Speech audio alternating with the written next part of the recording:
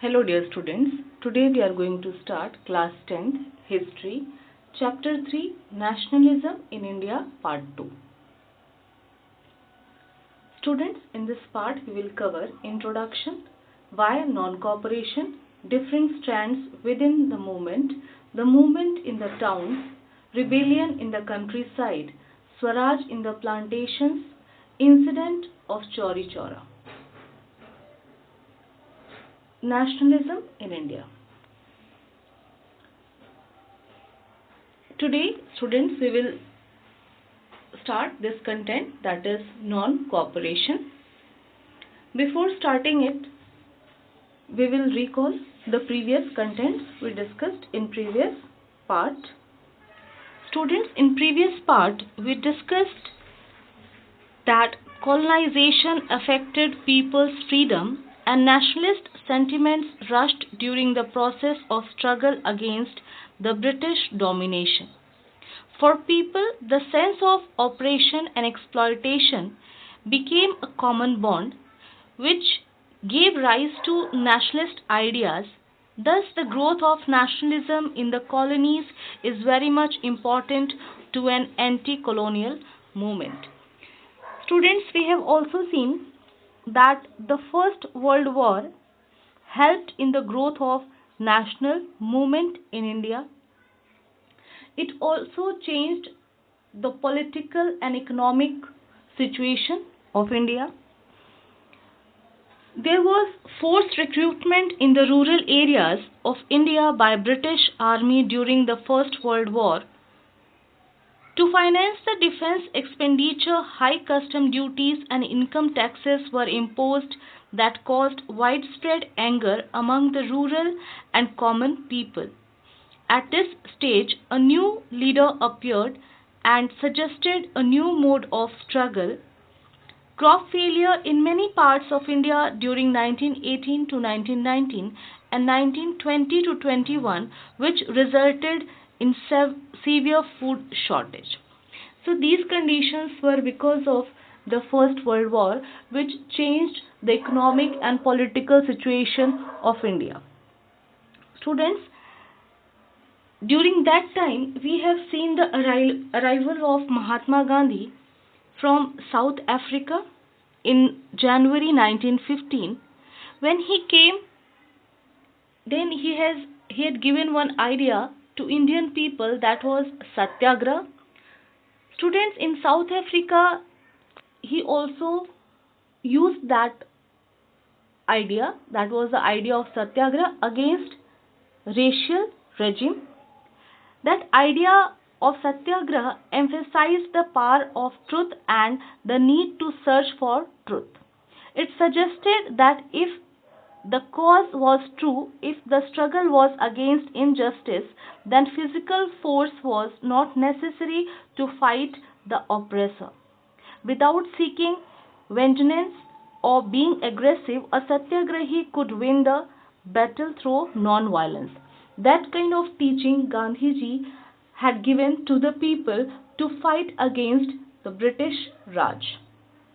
That we have seen. We have also seen the Rowlatt Act, which was passed by Imperial Legislative Council despite the united opposition of the Indian members.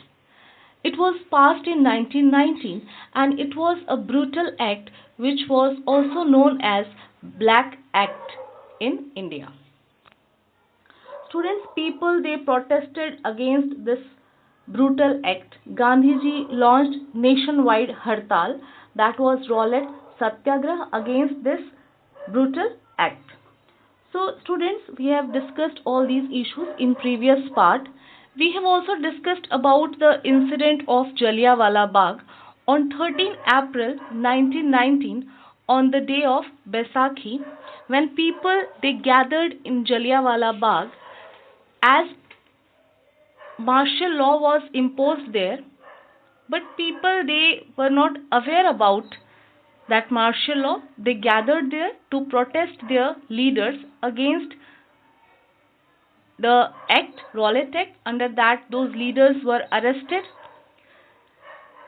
That was, the leaders were Saifuddin Kichlu and Satyapal, they were arrested by the British government.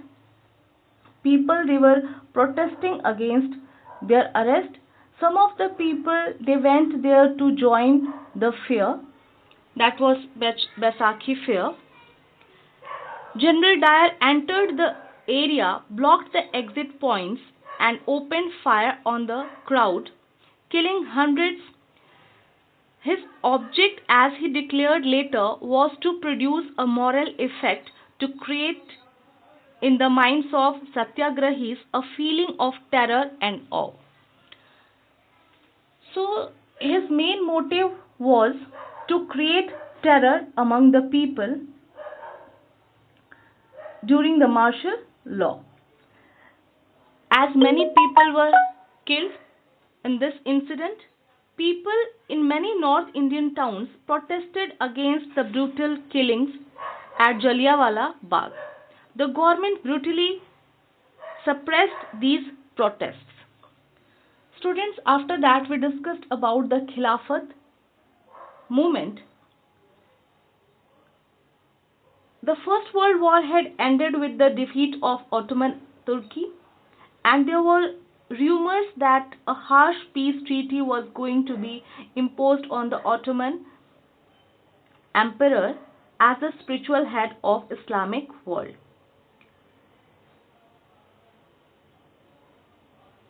To defend Khalifa's temporal powers, a Khilafat committee was formed in Bombay in March 1919.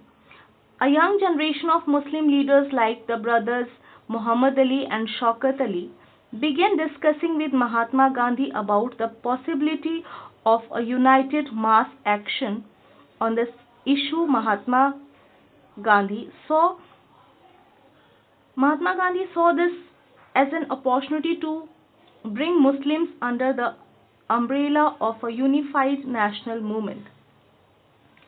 At the Calcutta session of the Congress in September 1920, he convinced other leaders of the need to start a non-cooperation movement in support of Khilafat as well as for Swaraj. So, Khilafat movement was started with the intention, that is to unite Hindus and Muslims. So, these issues we discussed in previous part. Today we are going to start the non-cooperation movement. Why non-cooperation? Students, non-cooperation movement was started by Mahatma Gandhi. In his famous book Hind Swaraj in 1909, Mahatma Gandhi declared that the British rule was established in India with the cooperation of Indians and had survived only because of this cooperation.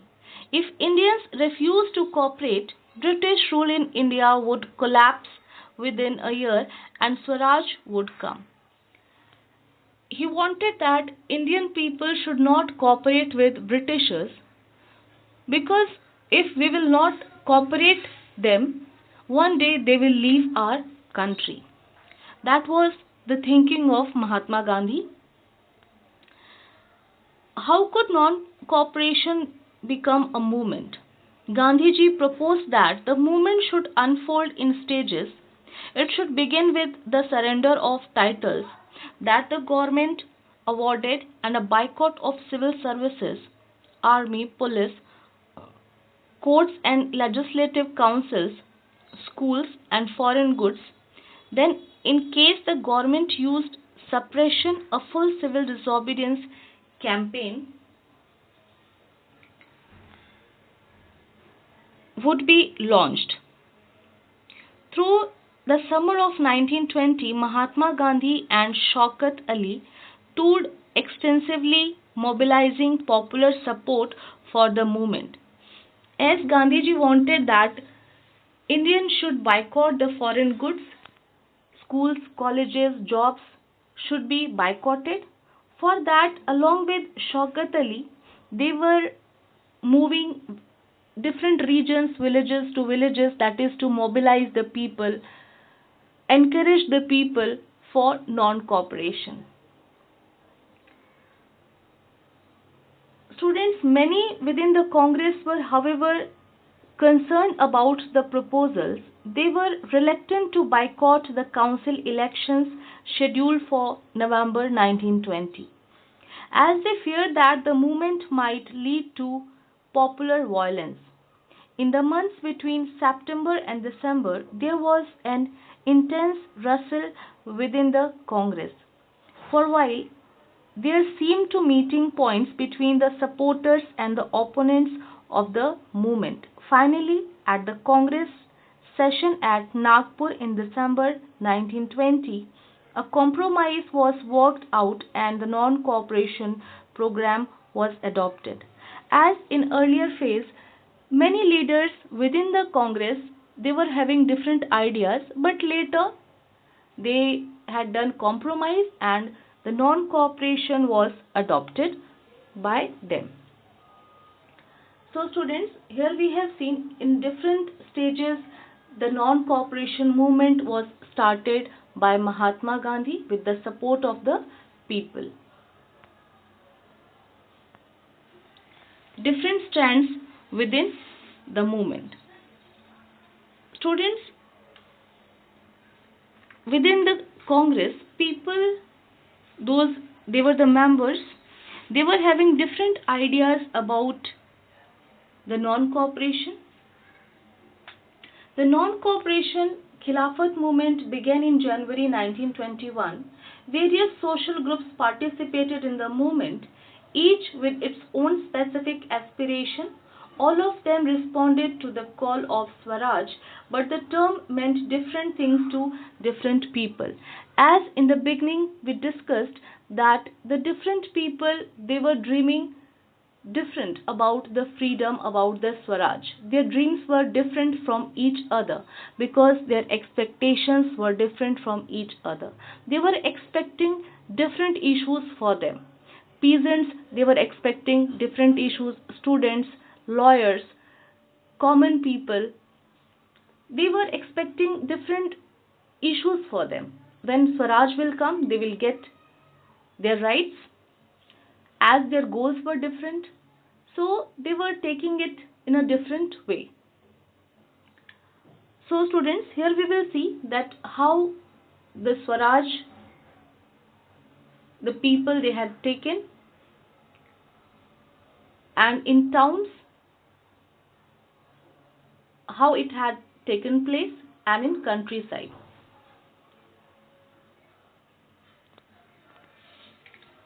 Movement in towns. Non-cooperation in towns. Students, movement started with middle class participation in the cities. Thousands of students left government controlled schools and colleges. Headmasters and teachers resigned and lawyers gave up their legal practices. The council elections were boycotted in most provinces except Madras, where the Justice Party, the party of non-Brahmins, felt that entering the council was one way of gaining some power, something that usually only Brahmins had access to. Students, Justice Party officially the South Indian Liberal Foundation was political party in Madras Presidency of British India. During its early years, party was involved in petitioning the imperial and mean imperial administrative bodies and British politicians, demanding more representation for non-Brahmins in government. They wanted more rights for the non-Brahmin people. So they were not in the favor of the boycott of council elections. The effects of non-cooperation on the economic front were more dramatic. Students, let us recall how it had taken place in towns. It started with middle class participation. The people were asked not to cooperate with government. Foreign goods were boycotted. Foreign clothes burnt in huge bonfires. In many places, merchants and traders refused to trade on foreign goods or finance foreign traders. Students left the government owned schools and colleges. Lawyers gave up legal practices. So, in this way, the people they boycotted the foreign goods and services.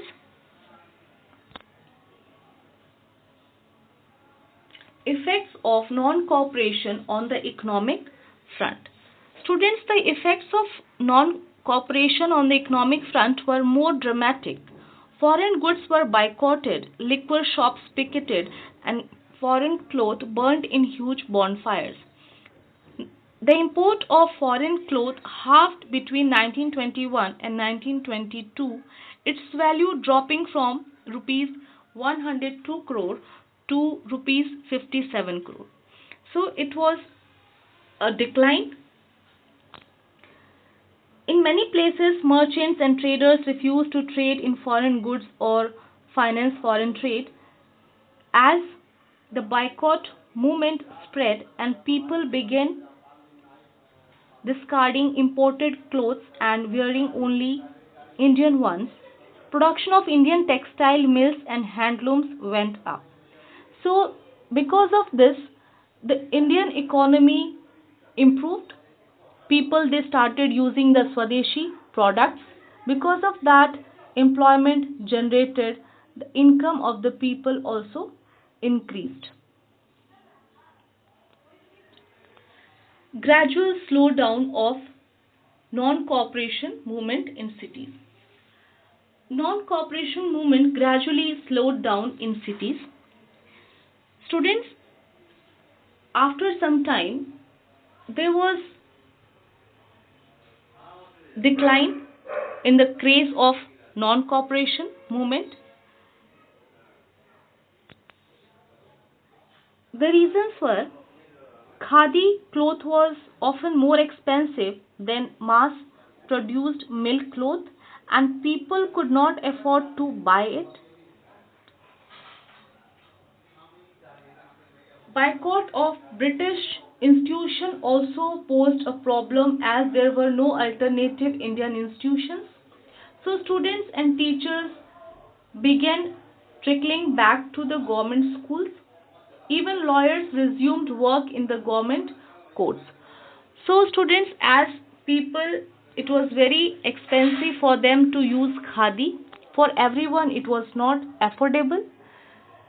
As they left the schools and colleges, so there were no other school and colleges as alternatives for them. They were not having other options. Those they left the job, for them there were no new jobs to join. So after some time, by facing the problems, they again went to Britishers, to their schools and jobs. So it slowed down in cities.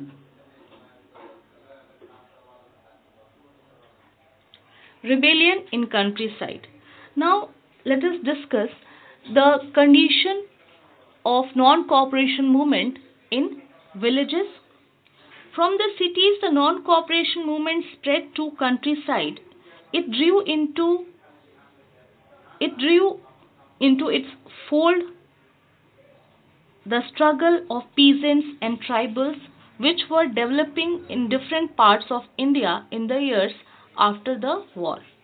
As people were facing much more problem after the First World War because of crop failure, because of heavy taxes, they were facing many problems. Those were peasants and tribals. In Awadh, peasants were led by Baba Ramchandra, a sannyasi who had earlier been to Fiji as an indentured laborer. The movement here was against talukdars and landlords who demanded from peasants exorbitantly high rents. Continuously it was increased and variety of other cesses. Peasants had to do begar, students begar, that is to do the work without wages, and work at landlords' farms without any payment, as begar they were doing. As tenants, they had no security of tenure, being regularly evicted so that they could acquire no right over the leased land.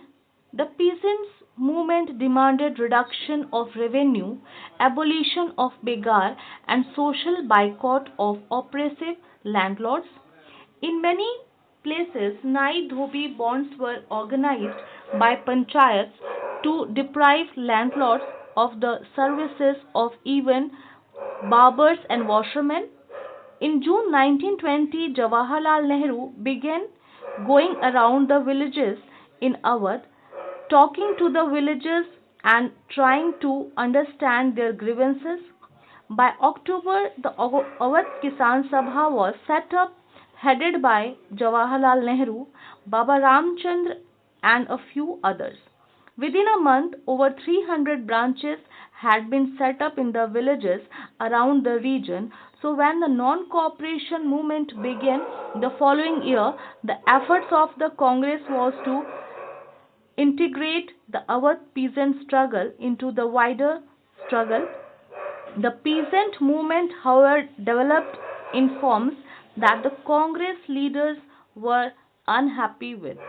As the movement spread in 1921, the houses of talukdars and merchants were attacked, bazaars were looted, and the grain hoarded were taken over. In many places, local leaders told peasants that Gandhiji had declared that no taxes were to be paid and land was to be redistributed among the poor.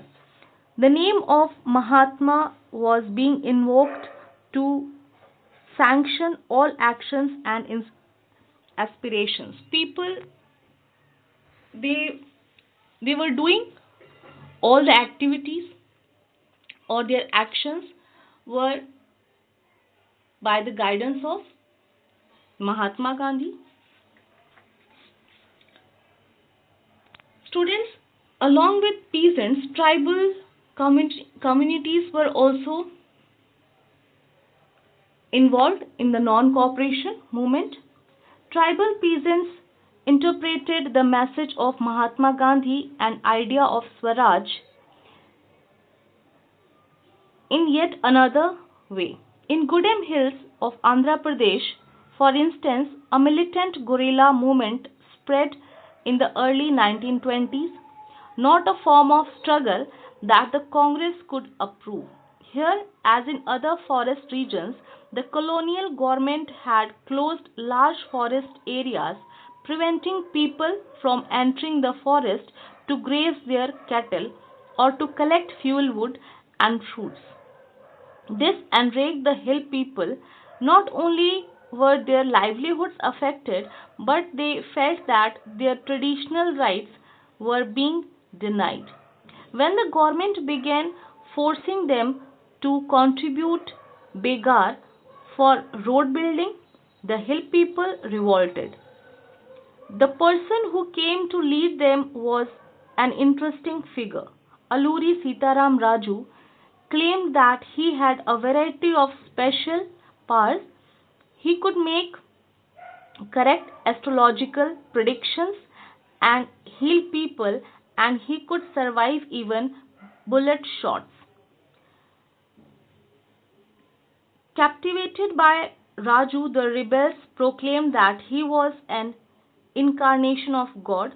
Raju talked of the greatness of Mahatma Gandhi, said he was inspired by the non cooperation movement, and persuaded people to wear khadi and give up drinking, but at the same time, he arrested that India could be liberated only by the use of force, not non-violence. The Gudem rebels attacked police stations, attempted to kill British officials, and carried on guerrilla warfare for achieving Swaraj. Raju was captured and executed in 1924 and over time became a folk hero. So students, when Britishers they came to India, they imposed Forest Act on tribal communities, and because of that the tribal communities were against the Britishers because they wanted their rights in the forest. So they started the guerrilla warfare against the Britishers under the leadership of Alluri Sitaram Raju, but in the last Raju was captured and executed in 1924 and over time became a folk hero. So students, here we have seen the participation of peasants and tribal communities, those were tribal peasants in non-cooperation movement in their own ways. Swaraj in the plantations. Students, as everyone was taking the idea of Swaraj or the non-cooperation movement in different ways, same as the plantation workers of Assam, they had taken this idea in a different way. Swaraj was different for them. What they were dreaming about the Swaraj, let us discuss here. Workers too had their own understanding of Mahatma Gandhi and the notion of Swaraj. For plantation workers in Assam, freedom meant the right to move freely in and out of the confined space in which they were enclosed, and it meant retaining a link with the village from which they had come. Students, when Britishers they started plantation in India, the tea plantation, coffee plantation here, the workers, those they were working there in those plantation, they had to face many problems. They were not allowed to move anywhere else. They had to live in that enclosed area for a long time. They were not allowed to go to their villages from where they came to do the work. So, and there were no fixed hour for working. In harsh conditions, they had to do work there. So they faced many problems. Their life became miserable there. They wanted to get rid of these problems. So they also wanted to join non-cooperation movement. Under the Inland Immigration of Act 1859, the plantation workers were not permitted to leave the tea gardens without permission, and in fact they were rarely given such permissions. So students, Swaraj meant freedom to roam freely. They thought that Gandhi Raj was coming and everyone would be given land in his own village. They wanted to relink their villages where they were born. When non-cooperation movement started, thousands of workers violated the act and fled away from the tea gardens. They, however, never reached their destination. Stranded on the way by a railway and steamer strike, they were caught by the police and brutally beaten up. So, students, they were severely punished by the government when they started to move to their villages. Chauri Chaura incident. Student, the incident of Chauri Chaura is having a great importance in Indian history. The Chauri Chaura incident took place at Chauri Chaura in the Gorakhpur district of United Province, modern Uttar Pradesh, in British India on 5th February 1922, when a large group of protesters participating in the non-cooperation movement clashed with people who opened fire. In retaliation, the demonstrators attacked and set fire to a police station, killing all its occupants. In the incident led to the death of 3 civilians and 22 policemen. It should be MEN, students. Mahatma Gandhi, who was strictly against violence, halted the non-cooperation movement on the national level on 12th February 1922 as direct result of this incident. Students, in this way,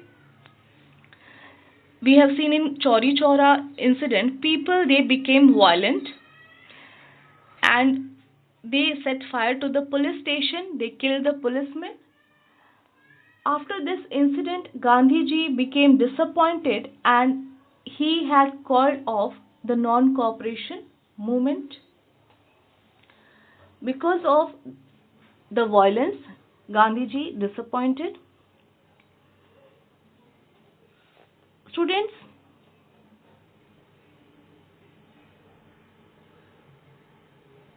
as we have seen, when the people they acted in the name of Mahatma Gandhi or linked their movement to that of the Congress, they were identifying with the movement which were beyond the limits of their immediate locality.